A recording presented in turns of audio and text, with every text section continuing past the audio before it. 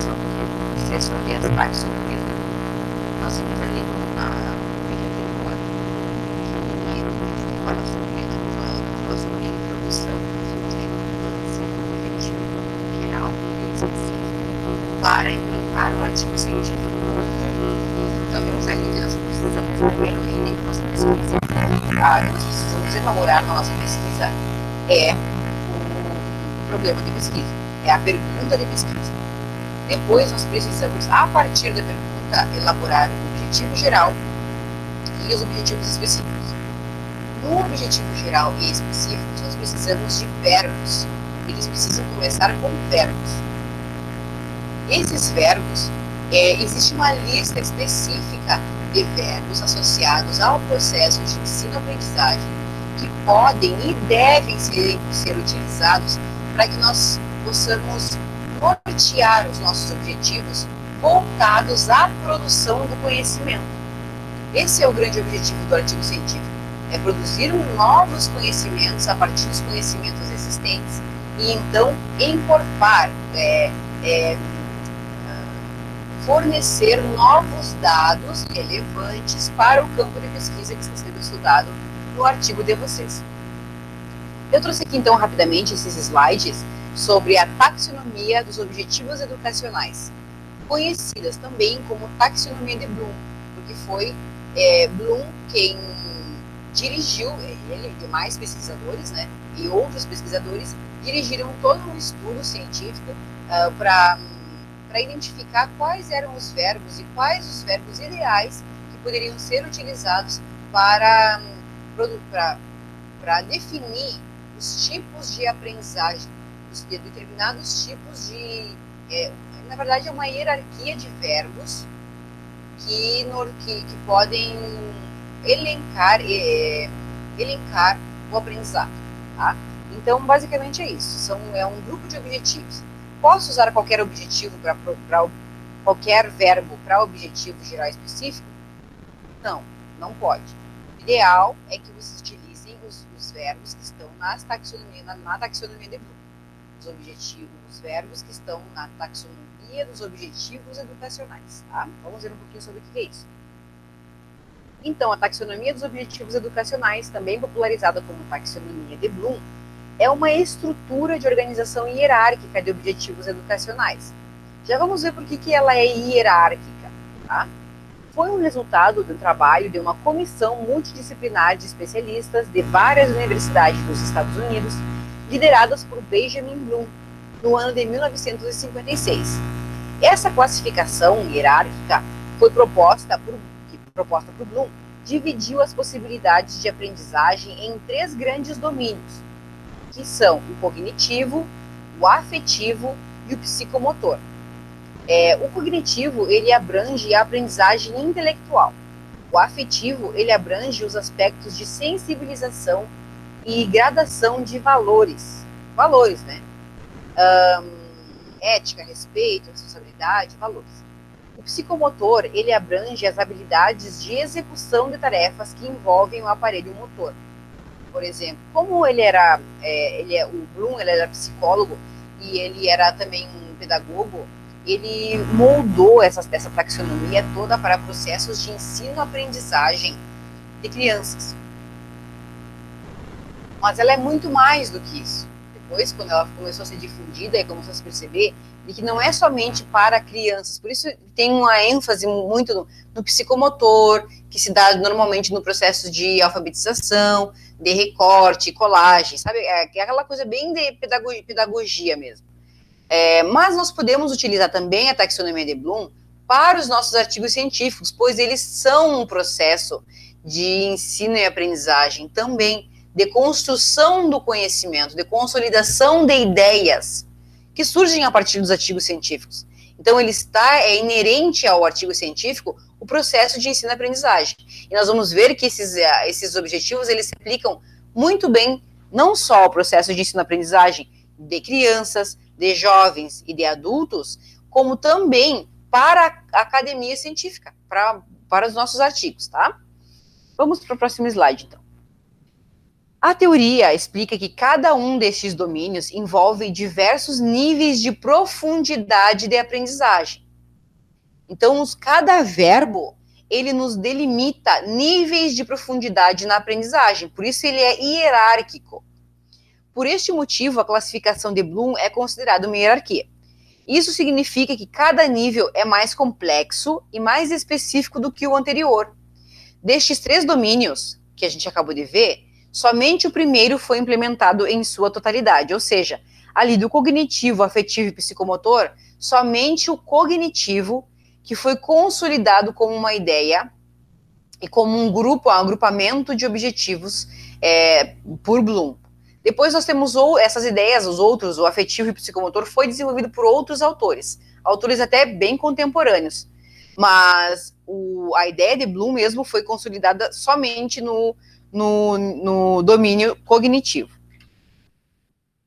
A taxonomia de Bloom do domínio cognitivo, então, que é a que está consolidada, é estruturada em níveis de complexidade crescente, o que significa que para adquirir uma nova habilidade que pertence ao próximo nível, o indivíduo precisa ter dominado e adquirido a habilidade do nível anterior.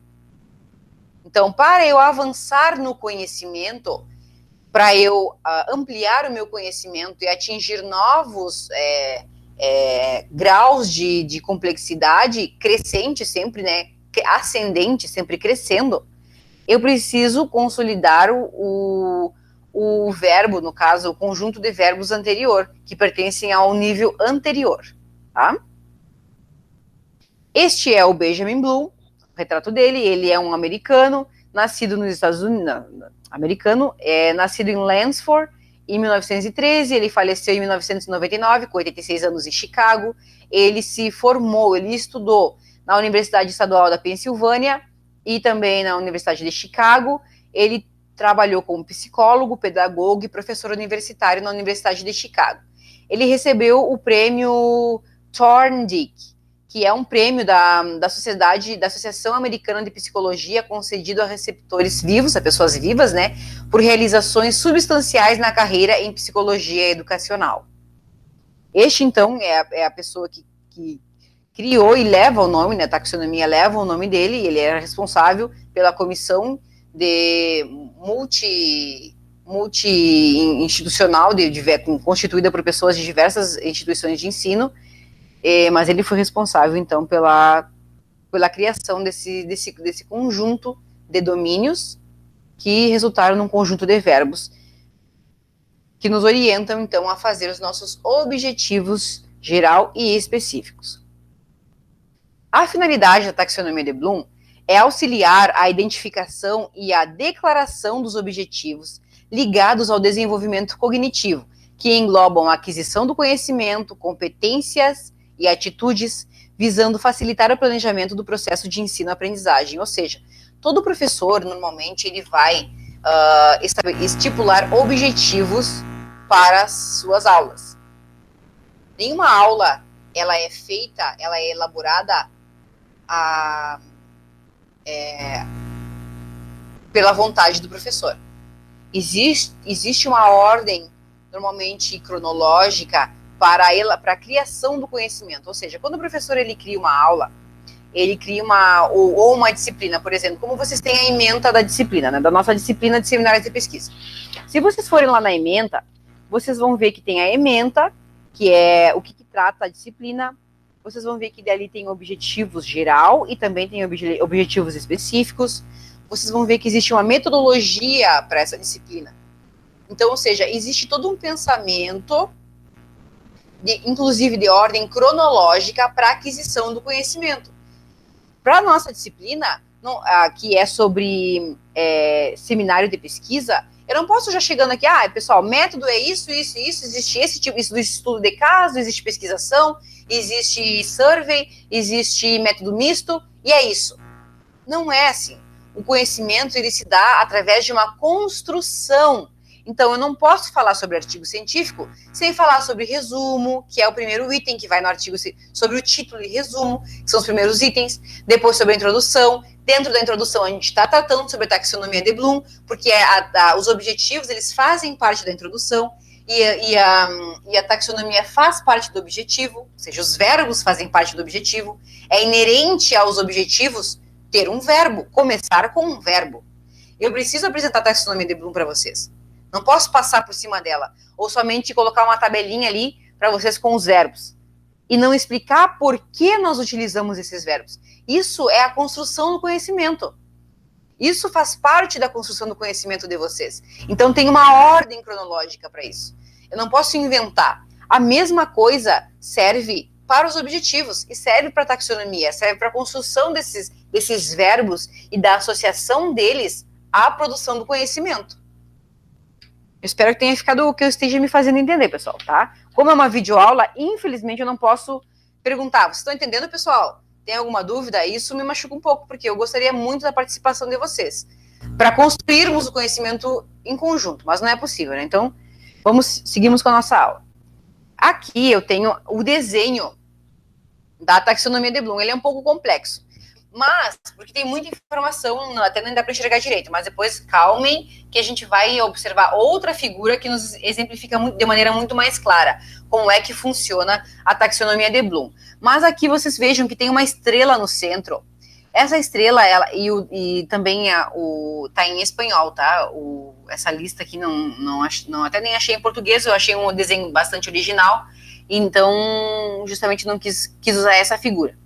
Mas nós temos aqui, então, a área do conhecimento, a área da compreensão, a área de aplicação, a área de análise, síntese e avaliação,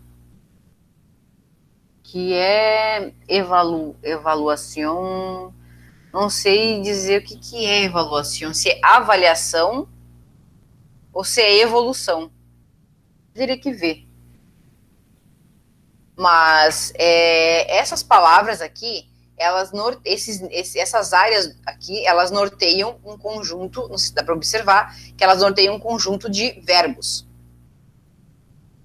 E aqui eu tenho as atividades que propiciam que esses verbos eles sejam contemplados dentro da área, dentro desta área de conhecimento aqui, que seria a parte de análise. Certo? A mesma coisa funciona para todos os outros. Ou seja, como são as formas que eu posso utilizar para atingir estes verbos aqui. Ou seja, para fazer uma aplicação, ou seja, um trabalho prático, eu utilizo os verbos organizar, generalizar, dramatizar, preparar, produzir, elegir, que seria, também não sei o que é elegir, teria que ver depois, pessoal, ou vocês procurem no Google Tradutor aí, o que significa elegir, tá? Pintar, mostrar, dibujar, desenhar, solucionar, aplicar, bocetear, também não faço ideia do que é, mas nós temos aqui, então, esse conjunto de verbos, o ideal é que essa figura estivesse em português, né? Mas eu achei que ela contemplava, como ela é ela faz parte de um dos desenhos originais, eu não quis mudar a figura, tá? Mas depois, mais pra frente, a gente vai ver uma em português que a gente vai entender, tá? Aqui eu tenho, então, as formas como eu faço para atingir esse objetivo aqui, que é esse nível de conhecimento, que é a aplicação. Então, vejam que primeiro eu preciso, como ela é hierárquica, eu preciso primeiro atingir um nível de conhecimento para depois o outro, eu começo no 1, que é o nível de que é a área do conhecimento. Depois que eu conheço, eu compreendo. Para compreender, primeiro eu preciso conhecer. Vejam como realmente ela tem uma ordem específica. Depois que eu conheço, eu posso compreender. Depois que eu conheço, eu sou capaz de compreender. Depois que eu compreendo, eu aplico. Eu não tenho como aplicar sem conhecer ou sequer sem compreender. Depois que eu conheço, compreendo e aplico, eu analiso. Depois que eu analiso, eu sou capaz de fazer uma síntese. Depois da síntese, eu sou capaz de evoluir. Concluir a partir de todo esse conhecimento adquirido e desenvolvido, ou seja, eu não só adquiro conhecimento, mas eu apreendo, com 2 Es, apreendo, eu aprendo, mas mais do que aprendo, eu aprendo, eu compreendo, eu aplico, eu analiso e eu sou capaz de elaborar uma síntese acerca desse conhecimento aprendido. Então vejam como realmente ela tem uma ordem cronológica, tem uma ordem de hierarquia do conhecimento, de como eu posso aprender esse conhecimento. E aqui ele oferece as formas de como atingir este nível de conhecimento. O nível 1, que é o conhecimento, ou 2, ou 3, ou 4, e assim sucessivamente. Esses verbos aqui, eles compreendem o domínio cognitivo, que foi o primeiro que foi concluído, então, por ele, pelo Bloom. Aqui, então, nós temos de que forma funciona o domínio cognitivo, então. As habilidades no domínio cognitivo tratam do conhecimento, compreensão e o pensar sobre um problema ou fato. Não vou ler, senão vai ficar muito comprido, tá, pessoal? Mas, basicamente, ela possibilita, então, que o indivíduo trate o conhecimento, compreenda e pense sobre um problema ou um determinado fato, através do conhecimento, da compreensão, da aplicação, análise, síntese e avaliação. Evaluação ali, então, avaliação, onde ele é capaz de julgar com base em evidência interna ou em critérios externos. E se nós pensarmos bem, realmente, num artigo científico, nós seguimos todos esses passos. Porque, primeiro, nós precisamos conhecer os fatos e as evidências já apresentadas até então, que é o quê? O referencial teórico. Que eu preciso, então, eu faço a memorização dos fatos, de padrões de procedimentos e de conceitos já existentes, que é aqui o conhecimento. Depois eu compreendo tudo isso, né? Que compreender quer dizer o quê? Imprimir significado, traduzir, interpretar problemas, instruções e extrapolar isso, né? Extrapolar significa pensar além do que já existe. Depois eu aplico, utiliza o aprendizado em novas situações. Ou seja, eu vou pegar tudo que eu observei no meu referencial teórico, no conteúdo já existente sobre o tema que eu vou abordar, e vou aplicar na minha pesquisa, na minha realidade, no meu contexto. É ou não é assim que funciona? Quando vocês decidem fazer um artigo científico, vocês vão partir de um problema específico da realidade de vocês, ou de uma empresa que vocês trabalham, ou da empresa que é da família, ou do comércio local, ou da empresa de um amigo que vocês têm acesso, que está enfrentando um problema que precisa ser resolvido, de uma série de uma associação, de uma escola, enfim, de uma série de questões que vão envolver novas situações para a aplicação daquele conhecimento que eu adquiri.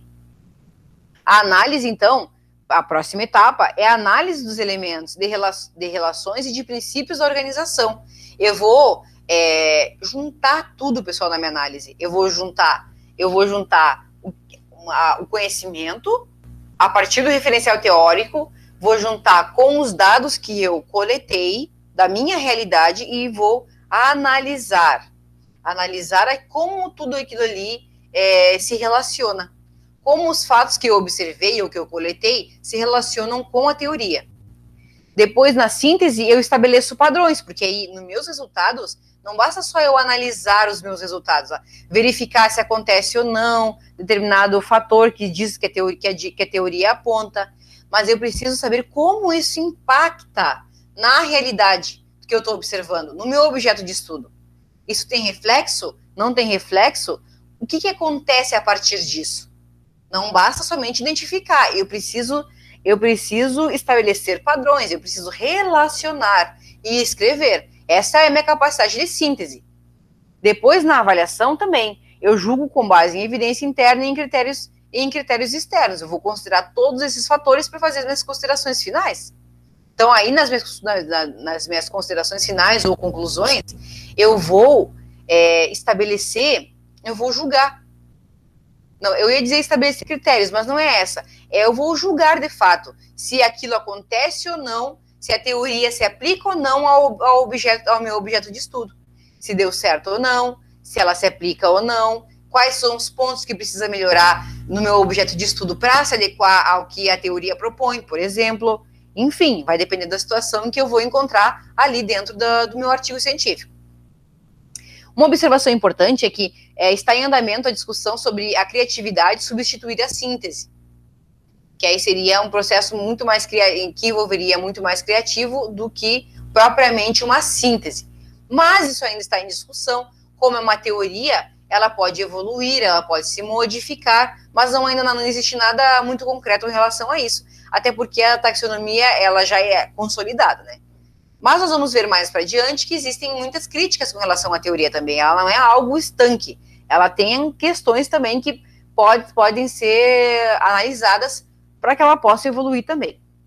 Depois nós temos aqui a questão do domínio afetivo, que na hierarquia de Bloom, o domínio afetivo trata de reações de ordem afetiva e de empatia, e ele é dividido em 5 níveis, que são recepção, resposta, valorização, organização e internalização de valores.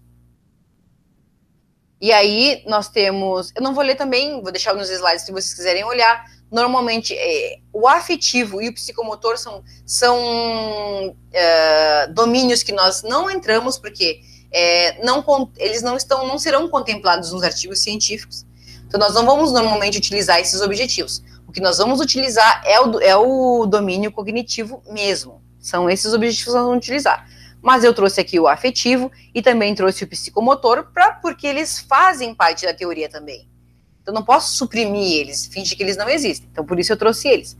Mas nós vamos entrar a fundo neles, tá? Então, esse também é o domínio psicomotor. Como eu já comentei, ele na hierarquia de Bloom, ele trata de habilidades relacionadas a manipular ferramentas ou objetos. Relacionado a mais a parte infantil mesmo, de desenvolvimento psicomotor, como recorte, colagem, segurar o lápis de maneira firme, a escrita, enfim, desenvolvimento psicomotor, né? A parte também de lateralidade, motricidade fina, motricidade ampla, são coisas que nós trabalhamos na parte, por exemplo, do magistério, para desenvolver na criança em processo de aprendizagem inicial, que seria a alfabetização, para ela poder ter uma escrita firme, ter a letra, independente da letra ser cursiva ou não, ou ser letra pegada ou ser letra solta, não interfere, para que ela saiba segurar o lápis com firmeza, para que ela saiba recortar, para que ela saiba fazer bolinhas com as mãos, que chama motricidade fina. Isso chama motricidade fina. Motricidade ampla são aquelas trabalhadas em atividades de pátio, por exemplo, como pular amarelinha, pular corda, correr, praticar exercícios, atividades físicas. Essa é a motricidade ampla, que vai trabalhar lateralidade, vai trabalhar outros aspectos da criança, que ela possa se movimentar de maneira ampla. E fina são essas habilidades mais finas, né, como recortar, colar, essas coisas. Mas isso está muito mais atrelado ao ensino, à educação infantil. Por isso não entra na questão dos artigos científicos. Bom, como eu comentei com vocês, existem muitas revisões e críticas à teoria da taxonomia de Bloom. Então nós vamos ver quais são. Uma das questões sobre o trabalho de Bloom é a existência ou não de uma hierarquia estrita e sequencial. Ou seja, eles acreditam que talvez não seja propriamente uma hierarquia, não tenha que seguir aqueles passos específicos ali, que a gente viu do conhecimento, da compreensão, enfim, que alguns autores acreditam que não é obrigatório seguir aquela ordem. Então, talvez não seja uma hierarquia. A classificação foi mais tarde revisada por diversos cientistas, como Lauren Anderson, David Craftwood, coautor do trabalho original, que são coautor do trabalho original. Essa nova classificação apresenta mudanças, como colocar síntese em um nível mais elevado do que a avaliação. Então, a gente ainda tem muitas modificações. É uma teoria bastante ampla e vem sendo discutida, porque a teoria de ensino-aprendizagem ela é contínua. As pessoas evoluem, o próprio processo de ensino-aprendizagem evolui, precisa evoluir para acompanhar a sociedade, né, como a sociedade se desenvolve. Então, nós temos diversas questões envolvidas aí e críticas também. Como todas as teorias da administração, por exemplo, nós temos TGA lá, cada teoria tem as críticas da sua época, enfim, a como as teorias lidavam com cada situação. Umas eram mais radicais, as outras olhavam o funcionário como se fosse uma máquina, enfim. A mesma coisa acontece com essa teoria educacional. A teoria baseia-se no fato de que o indivíduo somente pode compreender e aplicar um determinado conceito depois de conhecê-lo. Nesse sentido, a taxonomia não é simplesmente um modelo de classificação, mas uma possibilidade de organização hierárquica dos processos cognitivos, seguindo os níveis de complexidade e objetivos planejados e desejados. Então, retomando a ideia aqui original da teoria, que é ter uma organização hierárquica, onde o indivíduo primeiro precisa, para atingir um determinado nível, ele precisa cumprir o nível anterior. A taxonomia permite também identificar qual o verbo mais indicado a se utilizar na elaboração de um objetivo de aprendizagem, tendo em vista o comportamento que se espera observar no indivíduo, organizando os objetivos de maneira de aprendizagem em 6 níveis e por ordem crescente de complexidade. Vamos ver, então, quais são esses 6 níveis. Aqueles que nós tínhamos visto na figura anterior, mas como eu comentei, é muito mais claro agora, né? Então, ali nós temos a taxonomia de Bloom, com o desenvolvimento cognitivo, que foi o único, com o domínio cognitivo, que foi o único finalizado por Bloom, e aqui nós temos as áreas do conhecimento, da compreensão, da aplicação, análise, síntese e avaliação. E a que se referem cada uma delas?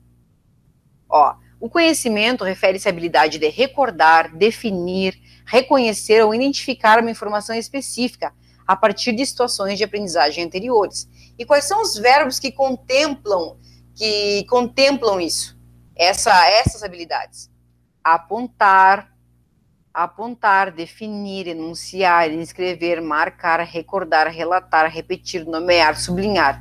Estas são as listas de verbos recomendadas para cada área do domínio cognitivo. Certo? Vamos ver aqui, normalmente, o que nós utilizamos é analisar, né? Analisar, investigar, examinar. Normalmente são esses que nós utilizamos. Eles fazem parte da área de análise. Refere-se à habilidade de estruturar uma informação, separando as partes das matérias de aprendizagem e estabelecer relações, explicando-as entre as partes constituintes. Não é isso que nós fazemos no artigo? Nós não pegamos um ou dois temas e nós construímos conhecimento relacionando esses objetos, essas partes, no caso das matérias de aprendizagem? É isso que nós fazemos num artigo científico. Por isso a importância, mas às vezes eu não quero me repetir, não quero usar só analisar. Qual é o outro verbo que eu posso utilizar? Consulto, então, a taxonomia de Bloom para ver qual é o verbo mais adequado para o meu objetivo, para o objetivo que eu quero alcançar. Certo? Essas foram as referências bibliográficas utilizadas na nossa aula de hoje. Muito obrigada. E era isso, então, pessoal. Basicamente é isso da nossa aula de hoje, sobre a taxonomia dos objetivos educacionais. Até a próxima aula, então.